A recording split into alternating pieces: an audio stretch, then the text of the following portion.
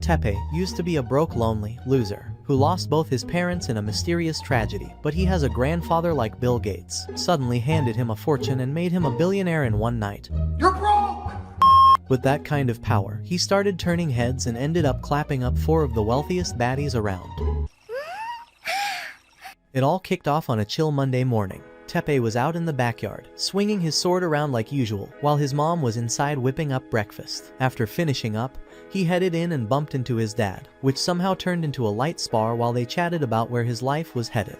Just as things started to heat up, his mom stormed in, nearly smacked her husband mid-swing, and started yelling at both of them just to let them know food was on the table. They all sat down to eat, and the news started reporting on some masked vigilante robbing rich people like a modern-day Robin Hood.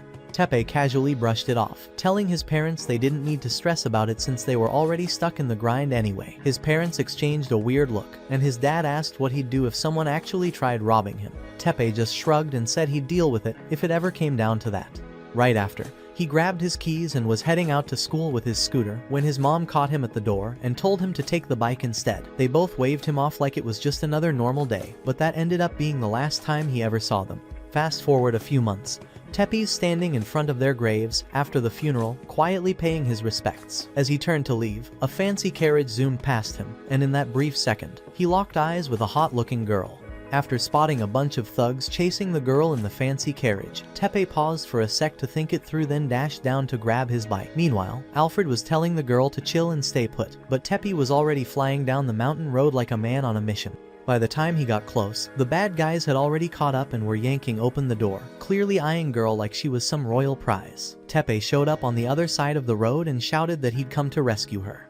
Without wasting time, he revved up and pulled off some wild stunts to distract the goons before launching himself right into their jeep. But they had him beat in seconds. Even though the girl has tried to jump in and help, Alfred reminded her their ride wasn't strong enough to carry another person. So the gang started trying to crash the carriage instead, even pulling out guns and firing shots. Tepe wasn't done, though he made another attempt to fight back, but ended up staring straight into a gun barrel. Just when things were about to go south, John Wick came out of nowhere and started blasting the bad guys. But during the chaos, the carriage's wheel broke off, and the girl nearly fell out. Right as she was slipping, and her royal buns were about to become sky snacks, Tepe jumped like a Spider-Man and caught her just in time. Still, the carriage couldn't hold up anymore, and the whole thing toppled off the cliff, sending both of them down into the trees. But wait guys, how it is possible, because he is not a Spider-Man. The last thug parked the jeep and aimed at Alfred, planning to send him to heaven to join that girl. But Alfred wasn't done yet. He flipped a switch and turned full assassin mode, disarming the guy like a legend. Later that day, Tepe woke up in some random part of the woods, dazed and confused, but guys tell me in the comments how this Spider-Man has survived. As he tried figuring out where the heck he was, he noticed his hand had landed right on girl's plot armor. And yeah, he gave it a little squeeze to her plot armor, trying to check if she was alive. Just then, she blinked awake, scooted away like nothing happened. She introduced herself as Princess Charlotte and started asking questions all innocently. But wait guys, how it is possible, this princess? Tepe told her everything that went down, helped her to her feet, and that's when she casually dropped the bomb. She had been awake the whole time while he was checking her plot armor. Tepe quickly said sorry for accidentally grabbing her chest. Oh, sorry. But Charlotte decided to let it slide after all.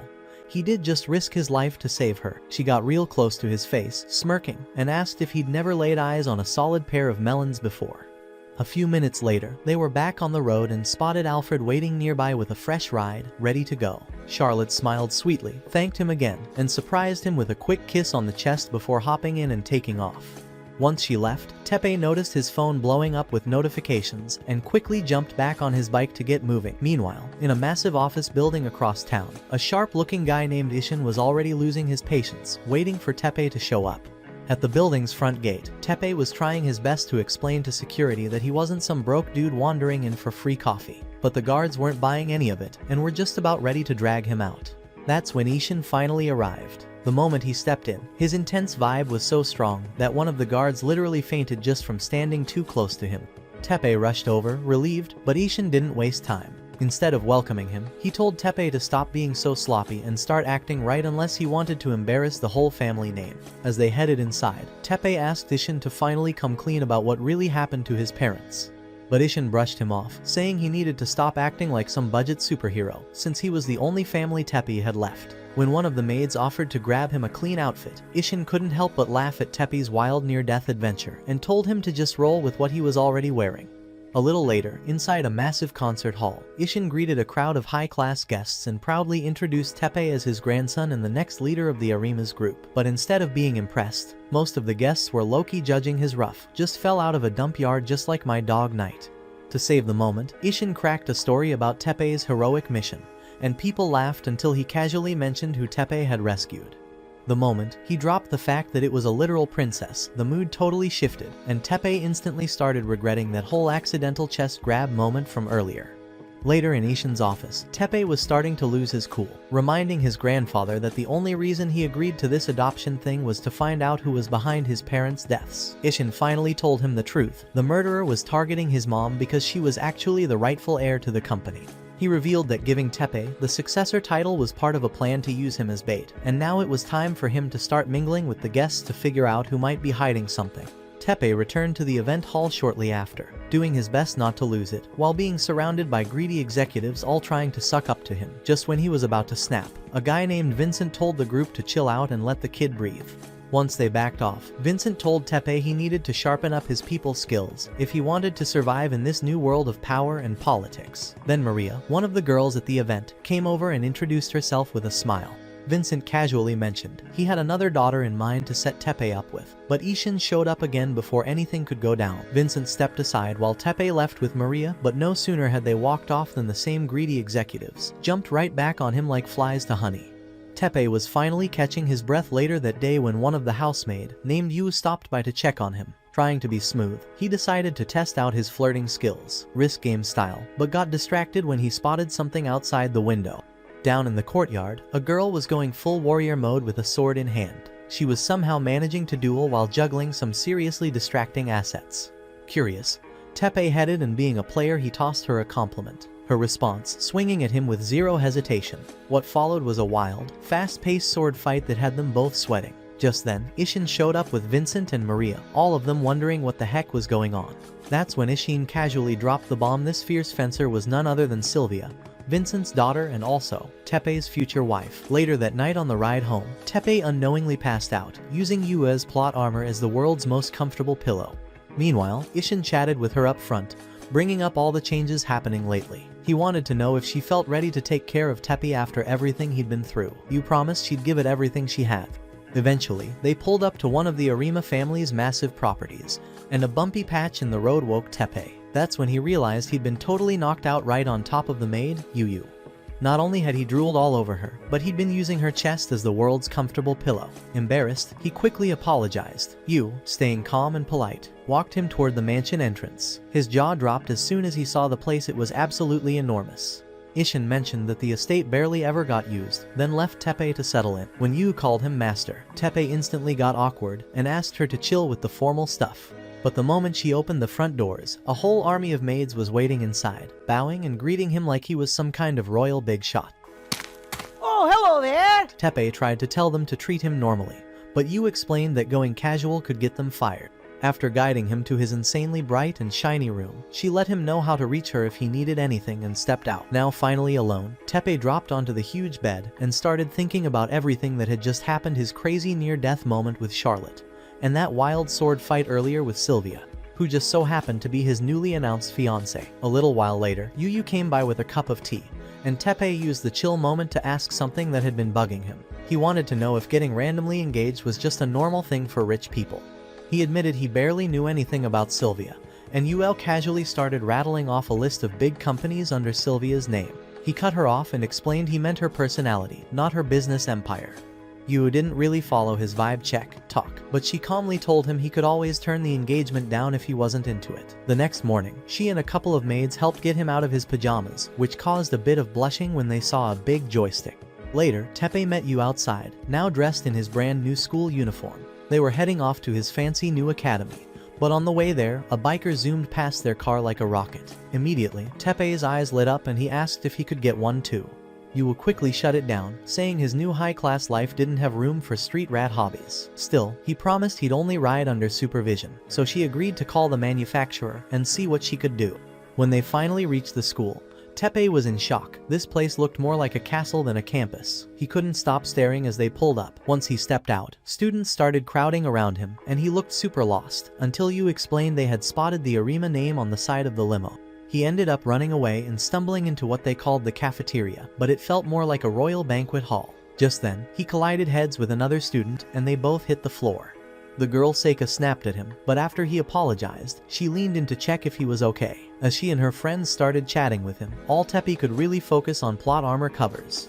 As soon as Tepe stood back up, the girl wasted no time calling him out for his sloppy collar, saying he looked way too casual for such a fancy place. Her eyes scanned the rest of his uniform, like she was ready to write him up for breaking the dress code. She then introduced herself with full confidence, assuming he'd definitely heard of her. But Tepe just stood there totally blank-faced, not recognizing her at all. That little moment of cluelessness almost got him wrecked by her background minions, who were ready to throw hands. Thankfully, she let it slide and walked off like it wasn't worth her time, just as Yu finally showed up and told him they needed to head to the principal's office.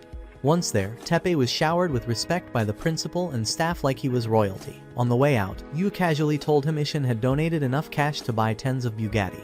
In class, the teacher stood up front and introduced Tepe to everyone. And just like everywhere else he'd gone lately, the reaction was the same wide eyes and shocked whispers. He took his seat, trying to stay low-key, but that didn't last long. A guy named Nezu strolled over and introduced himself like they were already tight. Out of nowhere, the rest of the class rushed his desk like it was a celebrity meet and greet, throwing their names at him and hoping he'd remember them. While Tepe was getting verbally trampled, Nezu just kept chatting like nothing was happening, already calling himself Tepe's new best bro. Then, suddenly, someone covered Tepe's eyes from behind and asked him to guess who it was.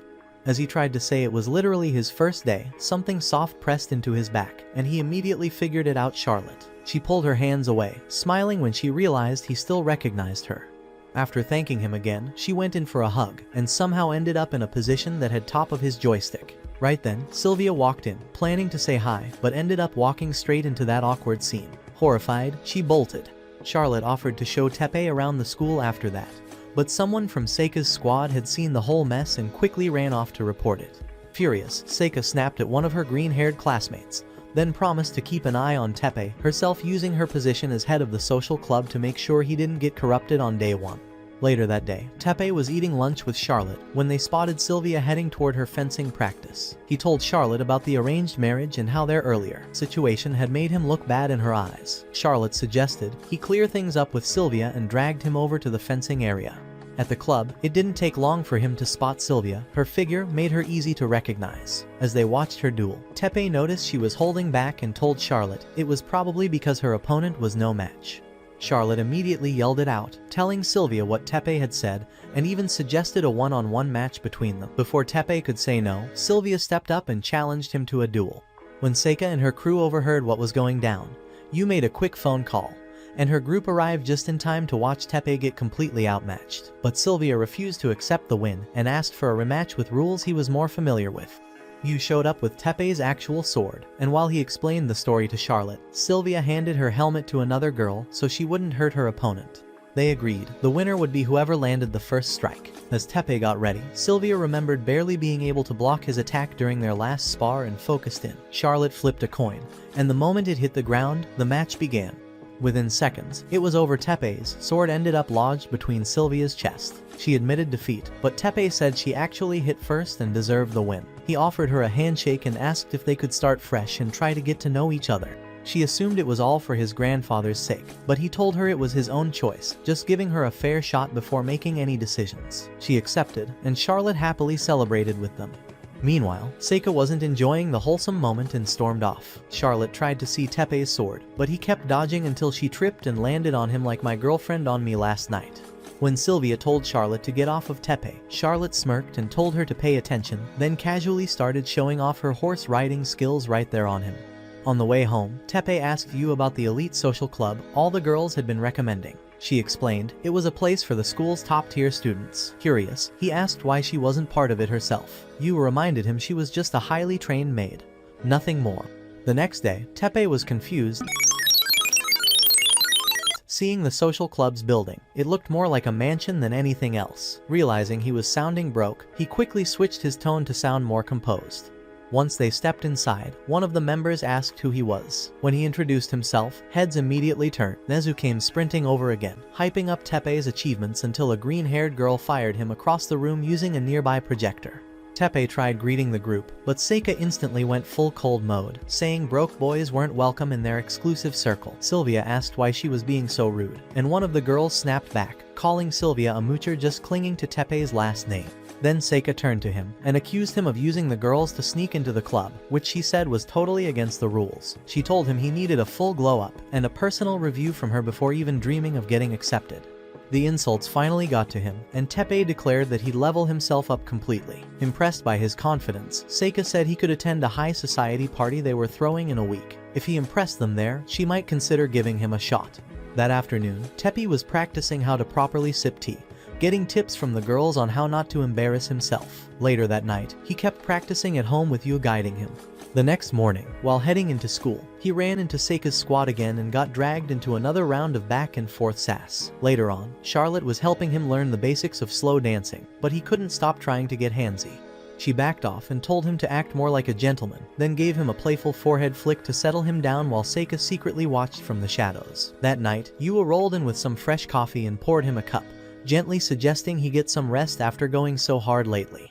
Teppei said he couldn't stop yet, and mentioned how his mom used to make him tea whenever he worked late. Yu opened up, telling him she grew up in one of the Arima orphanages, and was taken in by Ishin. Since then, she had committed her life to serving the family.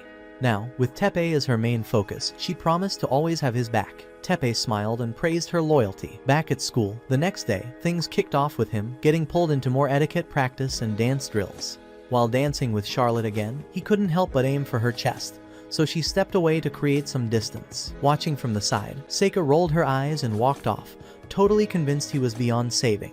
As she passed by, some students gossiping about Teppei, trying to get into the club, she overheard some not-so-kind words about herself, causing the group to scatter once they noticed her.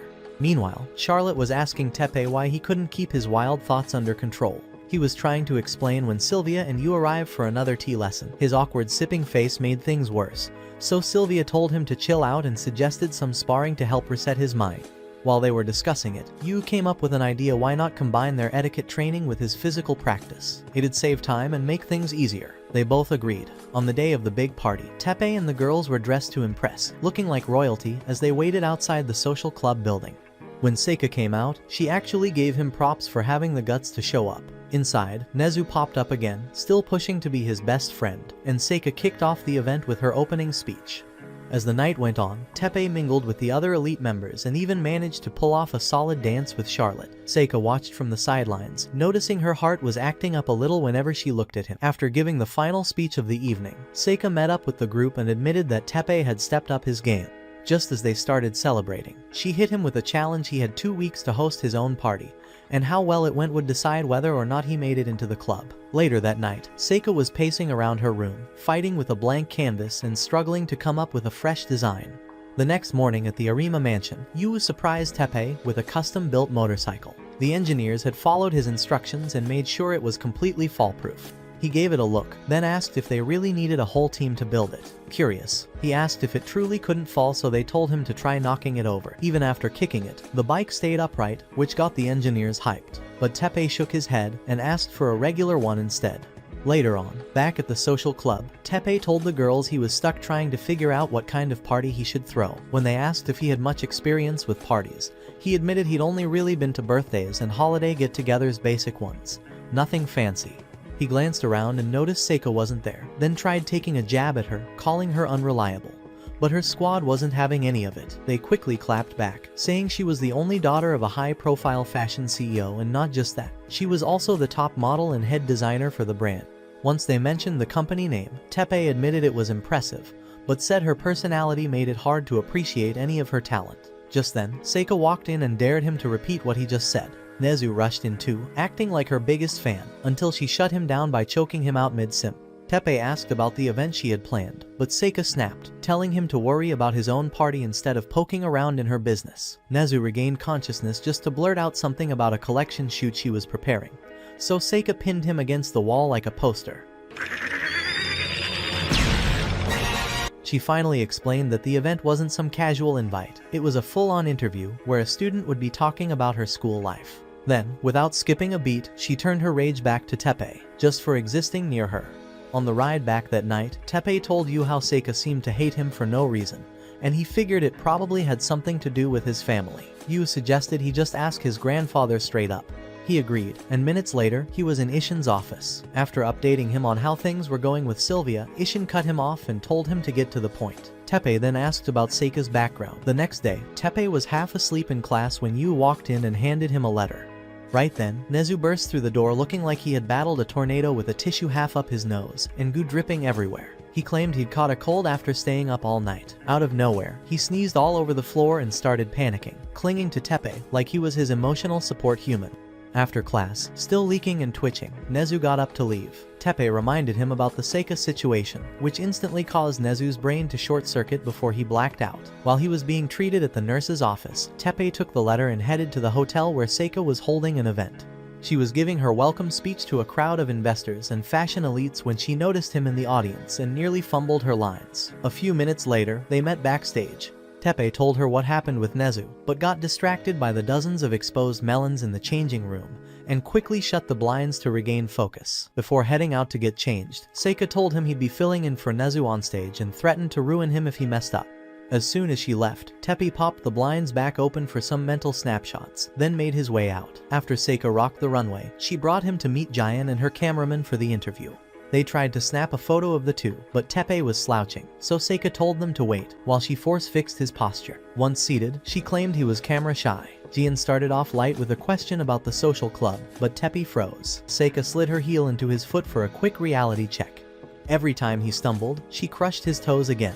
No! Eventually, he got fed up and started stomping back while casually exposing Seika's habit of acting like a queen and verbally roasting anyone who annoyed her.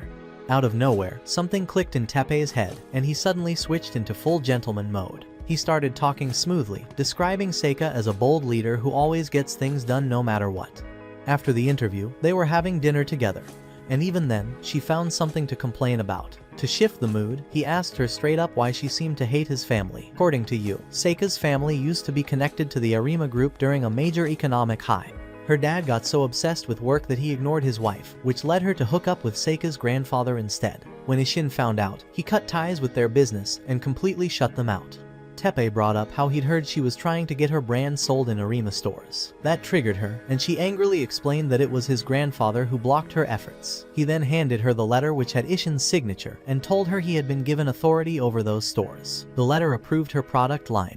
He explained that Ishin didn't know how to apologize without causing more drama, so Teppei was doing it for him. Seika was touched, thanked him, and reminded him he still had to throw an amazing party to officially get into the social club. The next day, the girls at school praised him for finally helping Seika cool down. Meanwhile, Seika had gotten her creative spark back and began designing again. That same morning, Charlotte stepped out of a royal carriage at school and scheduled her pickup with Alfred. Around that time, Teppei was riding to school with Yu, who complimented him on sealing the deal for Seika's store launch. When he rolled down the window and caught her staring at him, she quickly changed the topic. He smiled and said it was okay, his aura probably just threw her off. She pretended like she didn't know what he meant. Later, while entering class, Nezu popped out of nowhere and almost gave Teppei a heart attack. He wanted to know if Teppei had holiday planned. Yu answered that his calendar was wide open, so Nezu proposed a hangout. He followed Teppei to his seat, thanked him for helping with Seika's interview, and started acting a bit too affectionate. Teppei told him to chill. When Nezu offered help with the upcoming party, Teppei agreed, and Nezu leaned in with a spicy idea involving masked online models. Teppei was surprised by this unexpected dark side. Nezu said there's a whole other world among the top 1% that he didn't know about yet. When Teppei reminded him they were still just high schoolers, Nezu suggested disguises. They kept bouncing ideas until Charlotte suddenly showed up and nearly scared them both. She asked Teppei what his holiday plans were. Not long after, Charlotte met up with Sylvia to ask if it was cool to hang out with Teppei. Sylvia said she didn't need permission, but Charlotte asked her to keep it hush-hush from Alfred and thanked her for being such a real friend before heading off. Right after that, Seika's crew started accusing Teppei of being manipulative, but Seika told them to chill, which made the girls suspicious. That evening, Sylvia was having dinner with Maria and Vincent. They brought up her friendship with Teppei and started teasing her a bit. Sylvia denied anything romantic and said her focus was still on going back to their homeland. But when Vincent told her to stop worrying about that so much, she lost her appetite and quietly asked to leave the table. At that time, Charlotte was picking outfits, while Alfred grilled her about the so-called plan she made with Sylvia. He clearly thought she was secretly trying to meet up with Tepe. Just as he was bringing up rumors he'd heard, her phone rang. She dove into bed, gave Alfred a quick flash of her cakes, and showed him the call was from Sylvia. Then she reminded Sylvia of the favor. And after a long pause, Sylvia simply told her to say hi to Tepe and hung up. The next day, Charlotte was already waiting at the park when Tepe arrived and apologized for being late. She said it was fine, she just wanted to experience normal people thing, but then she casually mentioned they'd be taking a short trip, which turned out to be a private jet ride to Osaka. Once they reached a bridge, she told him she was tired of feeling caged by her royal status and just wanted one day to feel normal. When he brought up the need for security, she said he could be her bodyguard and dragged him through the city. They nearly wrecked an aquarium and got hit with dolphin spray before grabbing food and settling down in a quiet spot. While eating, she asked what kind of meals his chefs used to make. Tepe told her about his mom's cooking and how much he missed it. Not wanting to get emotional, Charlotte suggested they ride the Ferris wheel instead. Up there, she brought the topic of his mom back and said she admired how much love he still had for her. After he opened up about what happened, she told him to treasure her memory and keep her spirit alive. Then, noticing the cold breeze, she made him promise they'd spend the winter season together. Out of nowhere, she asked if he was really planning to marry Sylvia. Tepe said he wasn't sure. Charlotte then talked about their childhood and how Sylvia used to smile more. She revealed that Sylvia's mom had died in an accident, and only her dad knew the full story. Later, one of the butlers gave Tepe a letter Sylvia had written for her mom as a kid. He saw a welcome message she'd drawn and suddenly teared up. Sylvia spotted him and gently asked if he was okay. He responded by hugging her while holding her pendant with her mom's picture inside. From a distance, Charlotte watched. After hearing everything, Tepe admitted he had always seen rich people as different, but now he realized his life, though simple, had its own warmth. As they walked out of the park, he suddenly lit up with an idea for the party. He thanked Charlotte for the trip and was trying to picture everything when she hugged him from behind. She told him not to forget the memories they made together, and when he asked if she was alright, she simply smiled and said she was fine. After the Osaka adventure, Tepe couldn't stop talking about it to everyone throughout the week. When their next break came around, the group met up at a train station. There, Tepe revealed his plan. He wanted them to experience a slice of normal life, so he'd chosen a hot springs trip for the party. Sylvia raised an eyebrow and asked why it had to be hot springs. He grinned and said it was to promote body confidence. When Charlotte and Sylvia noticed a bunch of average folks pouring into the station with tickets, they started to panic. That's when Seika stepped in, showing them how to keep their classy vibes while surviving in a not-so-classy setting. They eventually boarded the train, and Tepe spent the ride asking the girls what kind of fancy vacations they usually took. Meanwhile, Nezu was acting like a sugar-rushed toddler. Once they arrived, the group got shown to their rooms. Yu tried to follow Tepe into the guys' area, but he stopped her. She wasn't comfortable rooming with the social club girls, so he warned her the only other option was sharing a space with a group of cultured rich boys who might get ideas. Later, Tepe and the boys settled in, totally hyped to be on a regular getaway. They gave him props for organizing everything and quickly moved on to what they felt was the trip's true purpose, cracking the mystery of the female body. But they were also terrified of getting hunted down by the girls' billionaire dads. Tepe promised victory and laid out a plan to charm the girls with his unbeatable aura. The guys were completely overloaded with excitement and begged him to teach them his mysterious ways. He agreed to guide them in mastering the art of the Sigma male. Meanwhile, the girls were talking about the high chances of being spied on. Sylvia pulled out her sword, ready to slice any intruder who crossed the line. In the changing room, after ditching their clothes, Charlotte tried calming Yu down, saying everyone's equal even with billions separating them. Seika told Sylvia to put the sword away before it popped someone's implant. At the baths, the girls complimented Seika's hair, which she proudly showed off until she noticed the others' assets made her look flat in comparison. Spotting Erica, who had a similar situation, she went over to bond. While they chatted about their shared struggles, the boys were listening from the other side, barely holding it together. One of them finally cracked and barged in, only to get instantly folded and tossed back out as a warning. Sylvia reminded everyone why swords are a vacation essential. Meanwhile, Tepe regrouped the boys and led them to a different spot for one last mission. They talked through their strategy as their limbs slowly turned to ice. Nezu whined about his skincare routine being ruined, but Tepe said sacrifices had to be made. As they neared the target zone, the mist got thick, and Tepe tried giving visibility instructions to the heavier teammate, but before he could finish, he fell into a trap hole and discovered new levels of pain. Trying to rally Nezu with a pep talk, he realized their red-haired friend had also been swallowed by the fog. With tears in his eyes, Tepe vowed to see it through, but then stepped on another painful surprise. Get me the hell out of here! By nightfall, the girls were glowing like stars in the steamy mist until one of them looked up and spotted something flying through the air. It was Tepe, mid-crash, hurtling toward them like a meteor. A few minutes later, Tepe and the guys were silently getting chewed out. The sting of their failed mission was already painful enough, and none of them dared say a word. When Yu casually mentioned she might have let him touch her melons if he'd just asked, the boys suddenly understood why the Arima family carried so much power and why you don't mess with them. Seika nearly choked Tepe out on the spot, but Charlotte quickly told her to chill before she landed herself in jail. So instead, Seika came up with a creative punishment, a ping-pong battle to settle the score. Moments later, everyone was getting ready for the match that would decide the boys' fate. After Seika laid down the rules, Tepe asked Sylvia if she wanted to back out. But the second Seika shouted, "Go," Tepe caught her off guard and scored the first point. Sylvia wasn't having it. She targeted his greatest weakness of all boys in return, and instantly evened the score. The group spent the rest of the night playing a bunch of random games before finally calling it a day. While the guys were out cold, the girls stayed up chatting about their childhood memories. Charlotte eventually asked Seika if Tepe's hot springs party passed her standards. After a long pause, Seika admitted it was actually kind of fun and decided she'd officially announce his club membership next week. Then someone brought up Yu's melon offer from earlier, and Seika asked what that was about. That opened the floodgates, and the conversation turned into guessing who Tepe might end up dating. After agreeing to support whoever he chose, the girls finally dozed off. Meanwhile, Tepe was outside freezing his butt off, unable to sleep. The following week, Tepe was outside the Arima estate when the company engineers showed up again, this time with a new custom-built bike. But the bike now had legs. Actual legs. He stared at it in horror and shouted, "What the heck is that?" Later that morning at school, Tepe tried sneaking up on Charlotte from behind, but she'd already memorized his smell and caught him instantly. As they chatted, Sylvia stood off to the side, feeling out of place and thinking about what they had discussed back at the hot springs. Suddenly, Alfred came crashing through a window, yelling at Tepe to take his grubby hands off the princess. But Charlotte told him to back off. Tepe was her one and only love. That short-circuited Alfred's grandpa brain, and he started chasing them through the school like an angry skeleton on a mission. Eventually, his joints gave out, and they escaped to a nearby park. When Charlotte twisted her ankle, Tepe quickly picked her up and apologized for dragging her into chaos. She smiled and asked if he'd invite her to dinner at the Arima company building, and he agreed. Moments later, she got patched up in the infirmary, but something weird happened. Rose petals suddenly rained from above.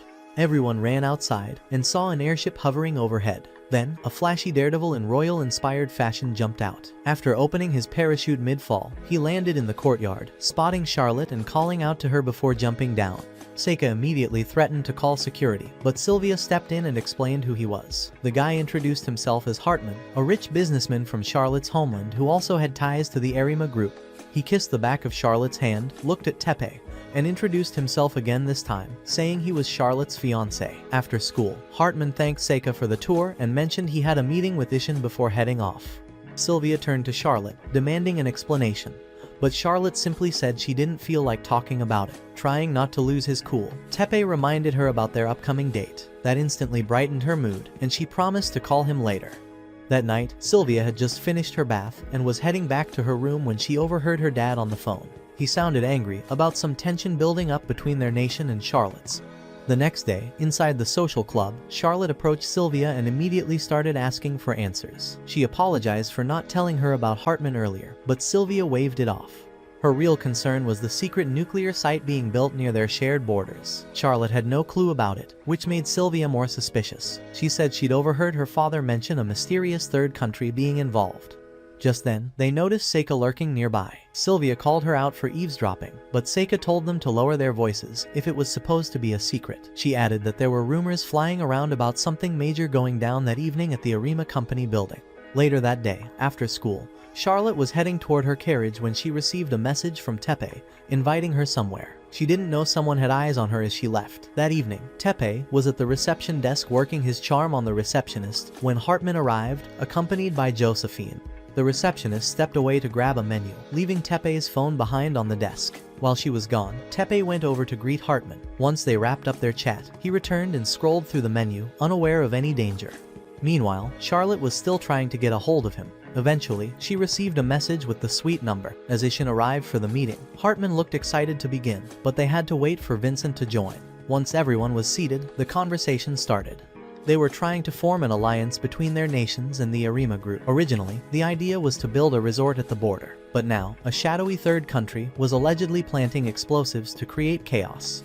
Ishin blamed Hartman's soft-hearted nature, and Hartman admitted it, promising to investigate. Back outside, Charlotte jumped into a cab to rush to Tepe, but Alfred spotted her and chased the car down. She yelled at the driver to step on it. At that same moment, Sylvia was home, asking Maria if their dad had mentioned anything about Tepe. Maria told her their father had actually asked her to go visit him. By now, Charlotte had reached the Arima building, but Tepe was still outside training instead of getting ready for their date. Charlotte arrived at the suite, didn't see him, and started trying to call. Yua noticed Tepe's phone lighting up and told him. He called back, but just as she was about to answer, someone attacked her and all the lights in the building went out. Tepe then got a chilling message from the people who had murdered his parents. They claimed they'd taken Charlotte too. Inside the building, a group of armed operatives had already disabled the guards and taken over. They moved through the halls, capturing the remaining staff before storming the conference room. Now, Ishin, Vincent, and Hartman were staring down the barrels of several guns. Then, Josephine revealed herself as the one leading the ambush. Hartman was shocked and asked what this was all about. She told him, maybe next time, he should hire someone with actual qualifications, not a sexy assistant. At the same moment, Yua received a distress call from Ishin, giving her a quick rundown of the situation before a thug pressed a gun to his head. Yu instantly contacted security teams for reinforcements and tried to assess the full threat. Meanwhile, Tepe was still trying to piece everything together, especially how Charlotte was caught up in all of this. Meanwhile, Charlotte was still in the suite, makeup ruined and being held down by one of the armed men. He warned her to stop struggling or get shot. After letting her sit up, the guy got distracted by her looks and went off on a weird rant. They tied her up and pulled out a monitor to check if the media had caught on, but all they found was a news update on the blackout. Seika had already called her grandfather to keep the news quiet. At the same time, the goons in the conference room realized someone was messing with the company systems. Back at the mansion, Yu and her team of ultra geek maids were typing like crazy to regain control. She tried explaining it to Tepe, but a hacker from the other side began pushing back. Yu managed to get the cameras back online and showed him the conference room in Charlotte. Before they could react, the system was hit with a virus. Yu simplified everything, so Tepe could understand. He instantly decided to go there himself. She tried stopping him, but he was firm, so she offered backup. He was about to ride out on the weird-legged bike when Sylvia arrived, suited up, and said she was coming too. After wrestling her way into the jumpsuit, they were suddenly chased by more armed men waiting outside. Sylvia blocked the first shots, but the attackers turned aggressive. Yu told Tepe to press a button. 2 mechanical legs detached, and wiped out one biker. The second guy jumped, but the tech legs followed him and hit below the belt. At the company, Charlotte asked the goon why they were doing this. He explained, he'd grown up poor while watching the Arima Empire thrive. Tepe and Sylvia snuck inside and found the rear guards drinking. After taking some down, they tried going up, but more gunmen opened fire, forcing them back. Luckily, they ran into the special protection unit that had just arrived. After getting briefed, they heard music and fireworks. A chopper circled above, and a tour bus pulled up with idols stepping out, singing to distract the press. From a balcony, Seika told them the idols were part of her label, and she had the media covered. Josephine noticed the diversion and tried to leave, but Hartman tackled her, ignoring Ishin's order to stay put. Tepe and Sylvia boarded the chopper heading up. Yu contacted them, saying she had regained control of most systems and locked the building to trap the intruders. As they neared the roof, Sylvia decided to go full action hero. She jumped, ditched the jumpsuit midair, changed outfits, and sliced down enemies on the way in. Inside, Josephine was stomping on her ex-boss until Ishin told her to stop. Vincent asked what their goal was. She revealed they were part of a group called The Truth, aiming to destroy Arima's image. Ishin mocked them for failing and gave them a 0 stars review. Josephine told her team to fall back. Meanwhile, the goon holding Charlotte said the bombs had already been activated and ran. Inside, Tepe and Sylvia were trying to figure out how to defuse them. Yu had control over most systems again, so they met up with Ishin and Vincent to assess things. Once Tepe heard Hartman's name, he ran off to find Charlotte. She had been lost in thought, remembering what the goon said, until she heard Tepe shouting. This is unacceptable! She called back, and he found her. After a hug, she quickly told him the bombs were live. Right as the countdown hit 0, Yu finally tracked down the bomb's location, but the power cut again before she could act. Everyone else had already escaped using Seika's chopper, so Yu filled them in. Some of the viruses had mutated, and she needed time to retake full control to save Tepe. Seika wanted to go back, but Sylvia argued with her about it. Vincent suggested they all head home and regroup. Meanwhile, inside the building, Tepe was still trying to figure out how to break through the reinforced doors. Charlotte, on the other hand, was fully convinced she was the lead in a royal romance movie. Are you always this articulate? Suddenly, Josephine and her goons video called them just to taunt. Tepe asked why she was going so far, and she simply replied that she just hated rich people. Back at the Arima mansion, Yu was still fighting the virus. She said there was one last option, a full system reset, but it meant wiping all company data. Ishin called to ask how long a reboot would take, and after she told him, he said to go for it, claiming every file was stored in his head, which was probably already halfway to forgetting breakfast. Just then, a maid announced they'd found the bombs. The SP units were deployed instantly. With a map displayed and timers running, they calculated how many teams they'd need. It wasn't enough, so Sylvia volunteered to return. Vincent tried to stop her, but she was already gone. Seika joined her. Yu gave Tepe coordinates before launching the reset. He and Charlotte sprinted down hallways and ran into the same weird goons as before. The moment they heard her voice, the guys started daydreaming about fantasy roleplays, so Tepe knocked them out. They reached another locked door. Yu said there wasn't time to reroute, so Tepe tried forcing it open, nearly broke himself. He pulled out his sword, and Charlotte lit up like a fangirl, but the sword shattered, nearly triggering her trauma again. Tepe quickly calmed her down. Elsewhere, Sylvia and Seika were flying in. During the ride, Seika opened up about her feelings for Tepe. Sylvia admitted she hated feeling powerless like she did when her mom died. Seika confessed her grudge was turning into something more. Back inside, Tepe told Charlotte to stop cheerleading and help. She pulled out a chainsaw and pointed out the tool shop next to them. As Sylvia and Seika entered the building, Tepe and Charlotte busted through. At the Arima mansion, Ishin and Vincent were trying to figure out how to break the news of Hartman's death to Charlotte. With full control finally restored, Yu gave Tepe directions. He and Charlotte found the bomb and the trench goon guarding it.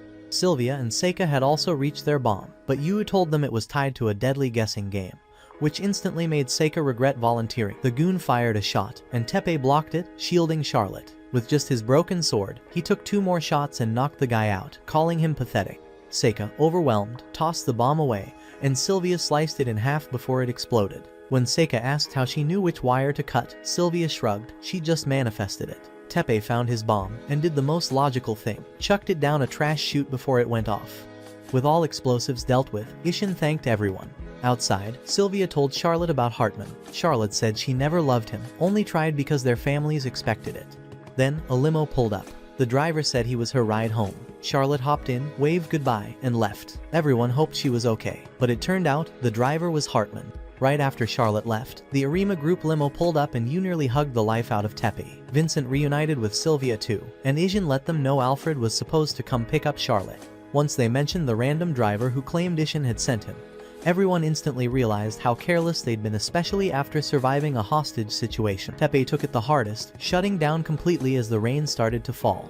Somewhere during the ride, Hartman stopped the car and let Josephine in. Before Charlotte could ask anything, she was drugged mid-sentence. That same night, Sylvia was out training in the rain, while Yu worried about Tepe, who had stopped eating and spent all day lost in thoughts of Charlotte. Back at Arima HQ, Ishin assumed the same people behind her abduction were linked to the secret nuclear site. Airport footage soon came in showing Hartman carrying Charlotte onto a plane. They quickly realized she was being taken to Russia. Tepe wanted to launch another rescue, but Vincent explained it was now an international issue way out of their hands.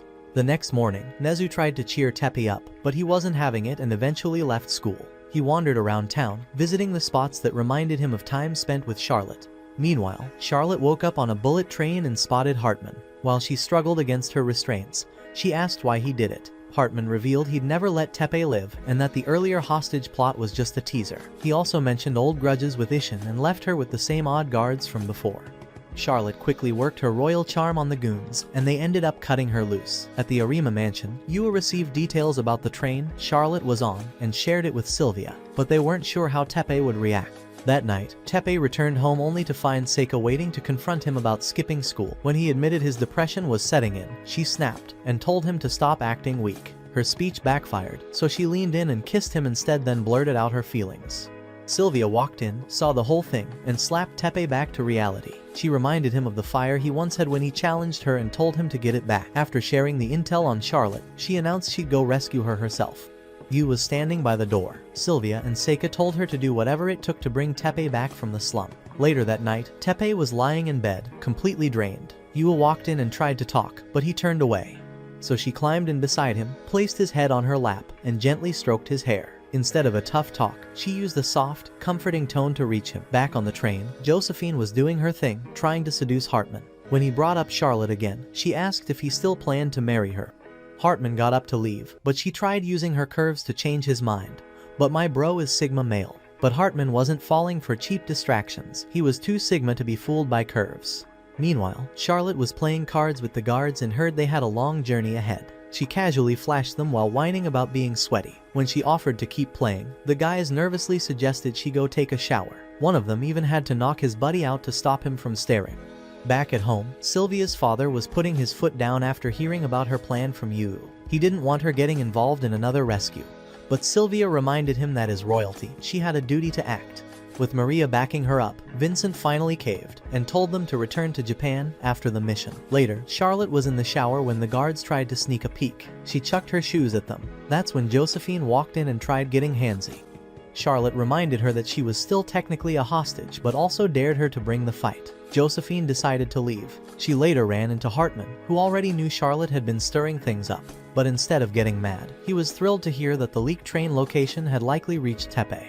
The next day, Teppei met with Ishin to talk about going after Charlotte. After hearing him out, Ishin told Teppei he reminded him of his mom. Teppei tried clapping back by comparing Ishin to his broke, wannabe samurai dad, but Ishin just laughed. Ishin then handed him a box and told him to open it. Inside was 1,000,000 yen in cash. It was Teppei's first time seeing that much money all at once. Ishin explained it was a lesson not about spending, but about how wealth changes people. Then he handed him a blade, a high-grade katana forged by the Arima Group's Special Weapons Division. Teppei thanked him and left. Afterward, Yu stopped by to speak with Ishin. He could tell she had feelings for Teppei, but when he asked, she dodged the question. Smiling, Whoa, Nelly! he pulled her into a hug and told her she was family. She melted into his arm. Later that day, Nezu tagged along with Teppei to the airport, begging to join him on the trip. Teppei tried to let him down nicely, but Nezu started acting way too clingy. Luckily, Seika's girl squad showed up just in time and taught him about boundaries with their heels. After they dragged him away, Teppei went to check on Seika. She suddenly snapped, clearly annoyed that he was chartering a private jet just to rescue Charlotte.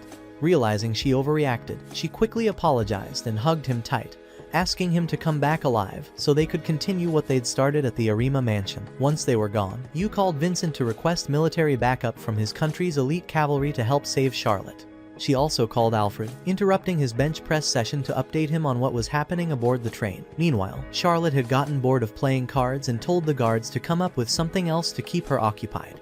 In another part of the train, Josephine was still throwing herself at Hartman while delivering a status update on their plan. Not long after, Teppei landed in Fishtonia with Yu. Sylvia came to welcome them, joined by Maria. As the newly appointed leader of the cavalry, Vincent also arrived and invited Teppei and Sylvia to a party that evening to help ease the rising tension. That night, while everyone else enjoyed the celebration, Sylvia stood outside lost in thought. Teppei joined her, and they talked about everything that had happened. Her return to Fishtonia had her feeling sentimental, and she pulled out a photo of her mother. Teppei pointed out how much she resembled her, and the cheesy line made her blush. He reminded her of the night they first crossed paths, and she smiled before asking if they could duel again. Moments later, the two were sparring under the stars, exchanging light blows while chatting about their childhoods. Just as Teppei was about to say something important, he was hit with the sudden reminder of Charlotte. He hesitated, but Sylvia cut in to declare that she was going to fight for her nation, no matter what. Then she struck first and disarmed him. After sheathing her sword, she looked him dead in the eyes and said he should cancel the engagement. She didn't want to marry someone she had already beaten twice. And then, without hesitation, she leaned in and kissed him to find out what it really felt like. The next day, the team gathered to lay out their strategy to rescue Charlotte from the moving train. Meanwhile, Charlotte was still playing a new game with the guards. After showing off a little, and scrambling their brains with some visual chaos, she joked about how nice it was to bond despite their differences. Elsewhere, Sylvia and her cavalry of fierce, cosplay-level Amazons stood assembled and ready. She gave the command to intercept the train and demanded Hartman bring it to a halt. He ignored her completely.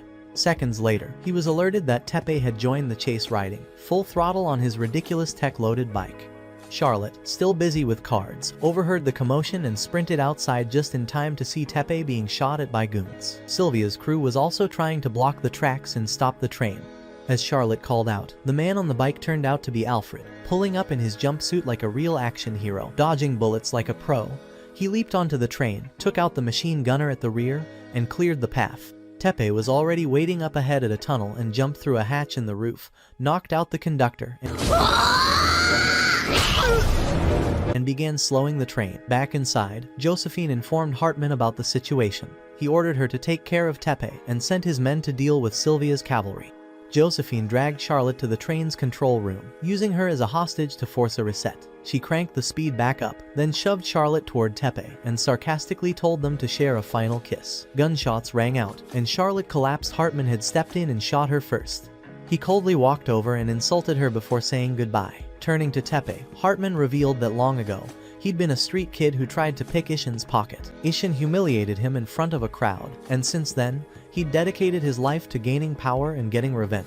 Hartman triggered a separation of the train cars and claimed Tepe's arrival had ruined his original plan. Just as one goon charged, Tepe used his sword to take him down, blocking Hartman's shot in the process. But a sudden jolt from the wiring sent Charlotte flying off the edge. Tepe managed to grab her hand, but Hartman lunged forward, kicked him off the train, and pulled Charlotte back inside. Elsewhere, back at school, Seika was zoning out alone in the courtyard, soaked from the rain. The other girls weren't thrilled about it. Nezu tried stepping up and suggested they manage social club affairs in her absence. They stared at him like he'd grown two heads. Curious, they asked why he thought he was in charge. Nezu started rambling about his role in the Charlotte rescue op, forgetting he was supposed to keep it all secret. Turned out, he'd already spilled everything to the rest of the club, trying to boost his cool points by riding on Tepe's fame. As punishment for blowing their cover, the girls launched him through the ceiling. He barely got a word out before turning into human wallpaper again. Meanwhile, Seika sat motionless, unable to even pick up her pencil. She was starting to regret her choice to stay behind. Back on the train, Charlotte was silently praying for a miracle, but Hartman coldly told her it was far too late for that. Just then, she noticed Josephine was still alive and barely breathing. Hartman walked over, cut Charlotte's ropes, and said he was going to make the world believe that Tepe had kidnapped her while making himself look like the hero who saved her. As he explained how people were easily fooled and how twisted society could be, Charlotte responded that she still believed everyone had a hidden angel inside. She even tried pulling her best princess charm to convince him to help Josephine, but he shot her down and told her to handle it herself. So, determined to prove him wrong, Charlotte hoisted Josephine onto her back and declared she'd show the world that deep down, all people were happy unicorns. Meanwhile, Tepe was having a weird dream involving his parents and a mysterious woman pregnant with Gath's child. When he woke up, he found Sylvia carrying him while riding on Alfred's bike. Alfred said they needed to move faster, so someone had to get off. To decide who'd stay behind, they played rock, paper, scissors. After losing twice, Alfred was left standing there in tears and snot while Tepe raced ahead, determined to catch up to the train. Back on the train, Charlotte was still trying to help Josephine, but it wasn't looking good until a few guards showed up and revealed they were former medical students. As Josephine remained unconscious, Charlotte suddenly heard Tepe's voice nearby, asking her to help guide him to a shortcut. After spotting one, he revved into the open fields without hesitation.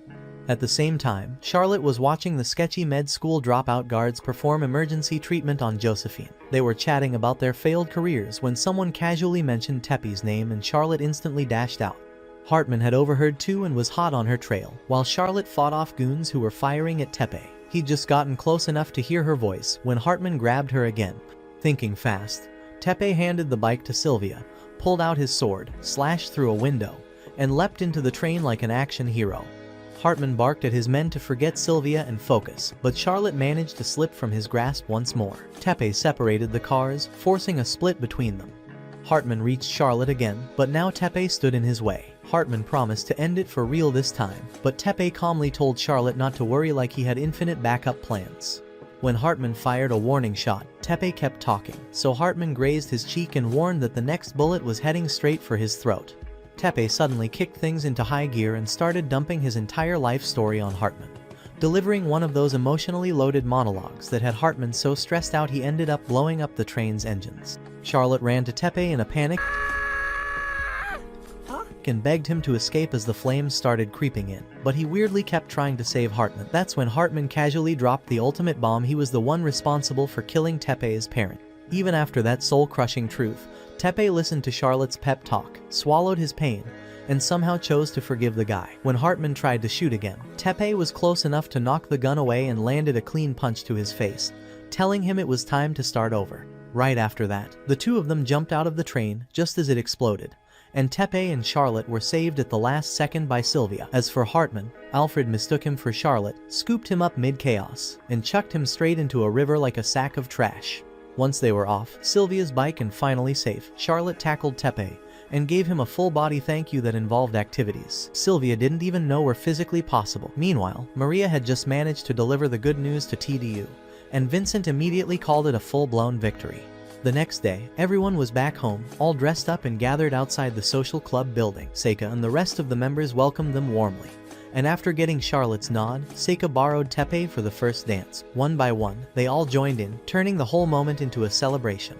A few days later, Tepe was walking to school when he found out they were now spending billions to repair all the damage caused during the insane rescue mission, including wrecked trains and destroyed fields. Feeling a little responsible, he decided to step up and start planning another party.